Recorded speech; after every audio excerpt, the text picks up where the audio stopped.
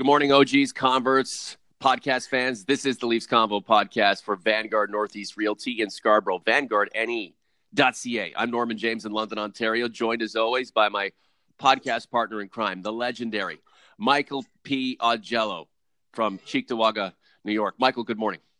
Good morning, Norman. The Stanley Cup playoffs have started off pretty weird, I have to say. So Columbus 5-1 over Tampa. The Blue Jackets leading the Lightning 2-0 in their first round series.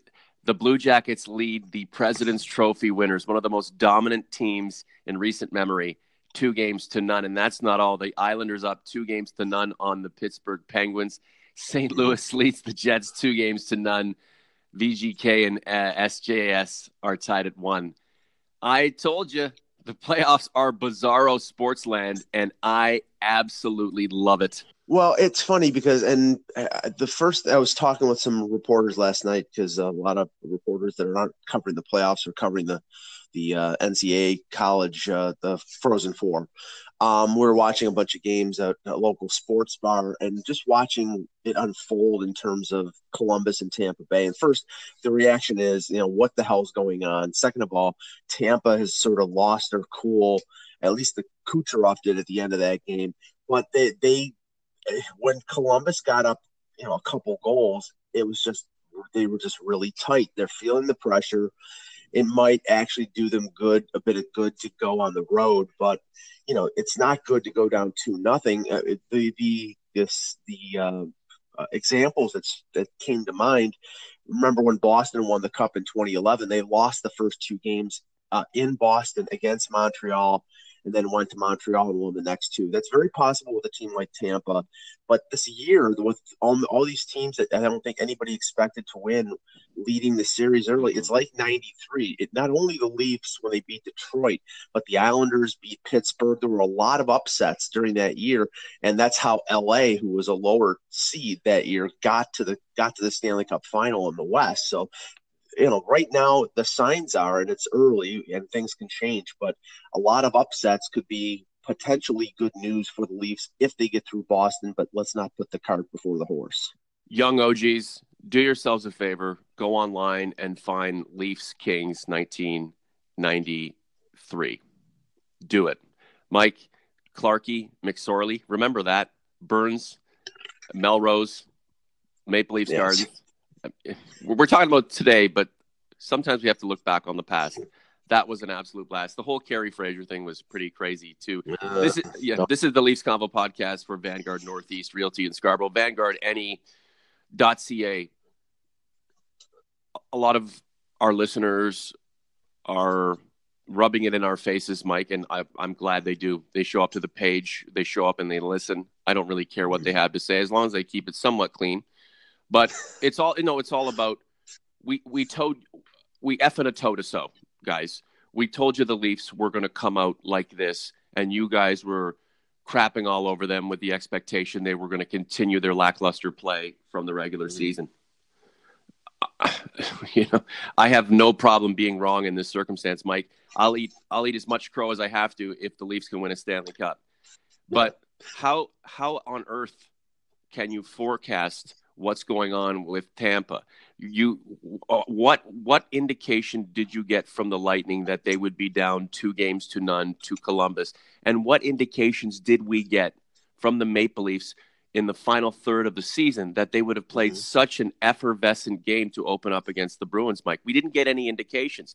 That's why the playoffs are the playoffs and anything goes. Absolutely none. And that's why, and remember, when somebody predicts that the Bruins are going to win in 6 games, that means the Leafs are going to win 2. I hope I'm wrong. Yeah. But I'm going into the season and we're looking at the way the Bruins played and look at the way the Leafs played the last 2.5 months.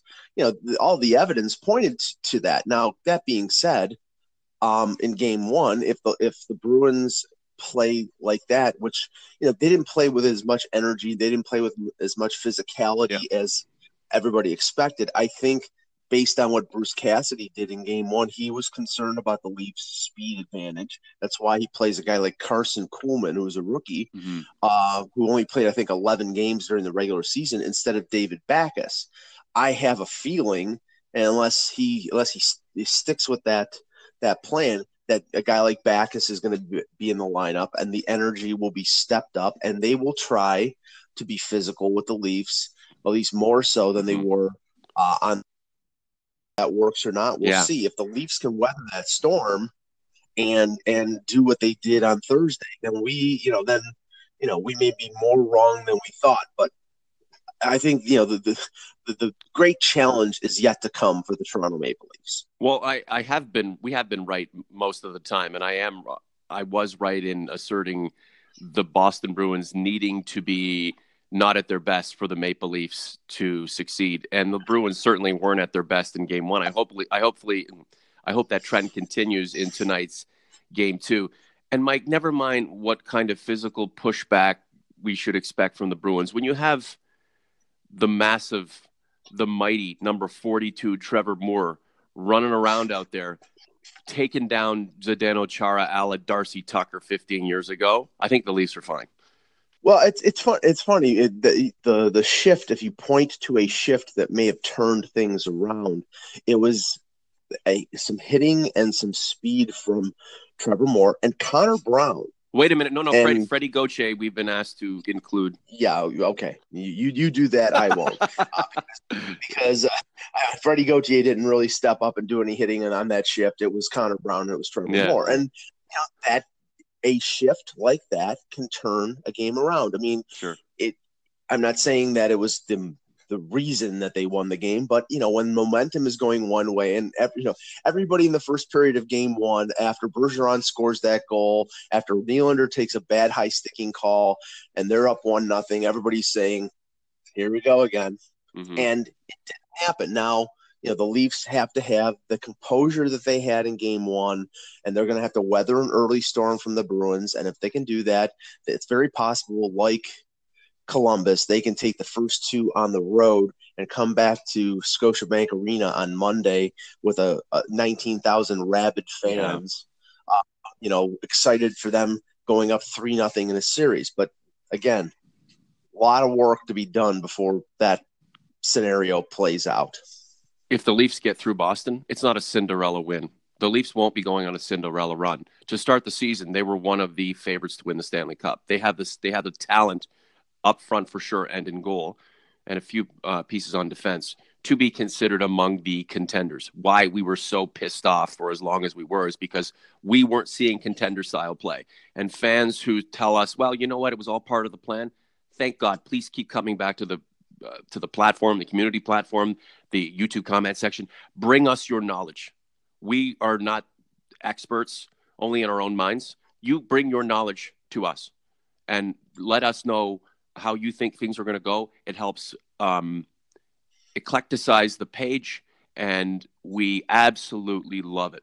Mike, just to wrap up on a couple of points, and geez, every time we talk right now, and I'm looking at the score page from last night, and I'm seeing 2-0 Columbus up on Tampa. Your imagination starts to run wild, right? And we can't get there. I think I have to stop looking at it because you start thinking, well, if the Leafs beat Boston, whoa, are they going to play Columbus? Like, that's going to be an easier task than playing Tampa. Some of these teams just end up on, figurative steroids when they get into the playoffs, and they become these super squads that you don't want to tussle with, even if in the regular season they weren't too hard to beat. Just a few things before we go. For the Leafs tonight, 3 points. What do they keep from their Game 1 victory? What game plan, what strategy do they keep and employ tonight in Game 2? Well, I think because it worked in Game 1, I think that using the stretch pass, using your speed, trying to extend the Bruins' defensive gap between their forwards and their blue line is going to be essential. It worked in Game 1. I'm surprised it worked in Game 1 because the Bruins were so effective in shutting it down last year. Now, that may be effective. Somebody like Zdeno Chara slowing down. It may be the effect of their number one line playing a lot more minutes and having to carry more of the offensive load. But it was effective to a point last night, and I think Babcock will continue to do it. But other than that, I think that the main thing they have to bring to Game 2 that they brought to Game 1 was composure. They were composed. They didn't fold under the pressure. There were instances where they could have folded. I mean, Freddie Anderson took 21 shots in the second period, and that was the period that they took over the game. Yeah. With Marner and Nylander's goal. They need to keep that. If they keep their composure, they have a good chance. If they lose it, then it's 1-1 going back to Toronto. If the Leafs maintain their composure, that tells you they are dictating the style, but they're also dictating the mental jostling. This is not a situation where they are going to feel overwhelmed or anything. If they maintain their composure, Boston's in big trouble. What do the Leafs need to try tonight? Maybe add something new. Well, I think they need to get their power play going. I know that they got a penalty, they got a shorthanded penalty shot goal. They got the goal crashing the net in the first period with Marner and Nylander's long goal. But they really, if the Bruins step up their physical play and take some minor penalties, they're going to need their power play to make them pay. And with Tavares, Kadri, Marner, Matthews, and Riley, that unit has enough offensive talent. It's gone long stretches where it hasn't been effective. It needs to be effective at the right time, and if it is, then they really put Boston behind the 8 ball. Explode, gentlemen. Show us your talent. Go out and have a blast and win some damn hockey games. What do the Leafs need to stop tonight? Maybe they want to discontinue a few things from game 1 that could come back to bite them. There were only 2 of them, but 2 stupid, careless penalties, high sticking penalties by Nylander and by Kapanen. Now, the one resulted in a Boston goal, and conversely, the other one resulted in Marner's shorthanded breakaway and then the penalty shot. You can't. Boston's power play at home is the best in the NHL, 31.8% during the regular season.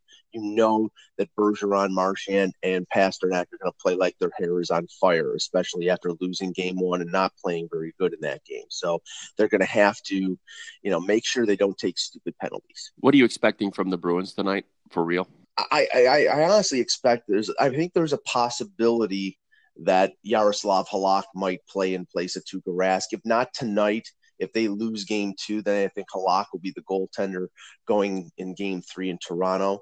It's not based on anything that, I think Rask was not responsible for the loss.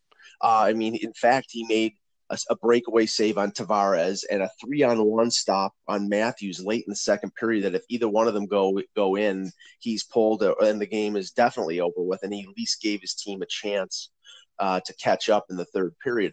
But, in Boston, the pressure on Rask and the criticism of Rask is Gardnerian. Yeah. So I think that, if it doesn't happen tonight, it may happen later in the series. Hey, don't forget about Jaro Halak in another history lesson. They were going to name a rue after him in Montreal 10 years ago. He came in and picked up the pick. 2010. Yeah, he picked up the slack for Carey Price, and Halak went on this crazy run while Price sat on the bench and smoked cigarettes. So I don't know if Halak's going to try to do that again or not, but this seems a little early to be relying on Jaro Halak to change the feeling of the series. The Leafs just have to maintain their composure, Mike. That is such a key word, and that is such a key thing. Look, when you get into rounds, late round 2, round 3, and then into the Stanley Cup final, it really is a battle of wills. There are no other nobody's pulling out a wild card. Nobody's pulling a rabbit out of their hat. I mean, it is what it is. Guys are exhausted. They've grown as much facial hair as they possibly can. They've lost a ton of weight. It's literally a battle of who has enough energy left in the tank to get this thing done. Round 1 in any set of playoffs is amazing. Like the division series in baseball, come on. They're just unbelievable. So here we are right now in the best part of the playoffs. Is this between Cassidy and Babcock and the players? I mean, we're going to see not so much a battle of wills, but that strategy change on a nightly basis, Mike? Yeah, there's always adjustments. You have to adjust. And last year, it seemed that Babcock was adjusting to Cassidy because Boston dominated early, and then the Leafs had the Kadri suspension, and they had to adjust their strategy, adjust their lineup, adjust their lines, et cetera, et cetera. This year, I think Babcock, at least in game 1, he dictated what was going on. Cassidy fell into the comfort zone of I'm going to put Bergeron against Tavares, and the Tavares line beat the Bergeron line. Now we don't know whether that's going to happen again, but I have a feeling Cassidy's going to try to get Bergeron's line away from Tavares. Yeah. And I think, in games 3 and 4 at home, that's a matchup that Babcock will be comfortable with. So there is always adjustments, and those adjustments can mean victory or defeat. By extension, if the Leafs win this series, Kyle Dubas is deserving of plenty of the credit. We can fault him for choosing Garrett Sparks over Curtis McElhinney or another steadier, more professional backup.